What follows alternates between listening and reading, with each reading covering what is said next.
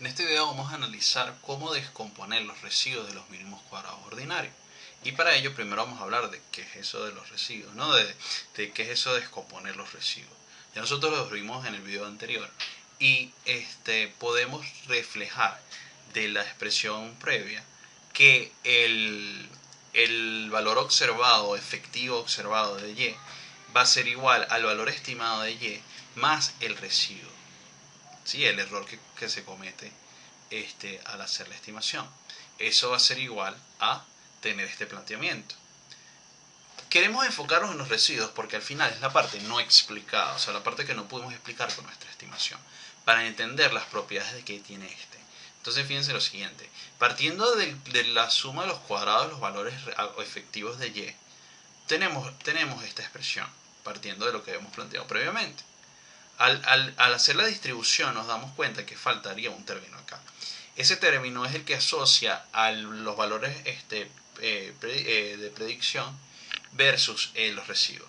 ¿Qué pasa? Nos estamos sustentando en el supuesto de que estas dos vectores deberían ser ortogonales. Es decir, que la multiplicación de ellos debería dar 0 porque son independientes. Es lo que debería pasar según el supuesto, ya que los residuos son las aproximaciones que tenemos al componente estocástico. Si eso no se cumpliera, pues no estaríamos cumpliendo, estaríamos orientando uno de los supuestos y la estimación de los mínimos cuadrados ordinarios, que eso lo vamos a estudiar en las próximas semanas, no sería la mejor. ¿Qué pasa acá? Aprovechamos y desarrollamos lo siguiente. Con esto partimos del hecho de que estamos interesados en ver la variación, la varianza de los errores. Si nos damos cuenta, esa representación de Y traspuesta con Y es igual a la sumatoria de los valores del cuadrado de la Y. Eso está asociado a la fórmula que ustedes deben conocer perfectamente de la varianza, la descomposición de la varianza de esta forma. Gracias a esta podemos escribir la ecuación que teníamos previamente de la siguiente manera, restándole n, restándole y sumándole n por la media cuadrada de las y. Organizando la expresión vamos a tener lo siguiente, y esto no va a ser otra cosa que la suma de los cuadrados totales, ¿sí? Que es esta expresión, la suma de los cuadrados totales.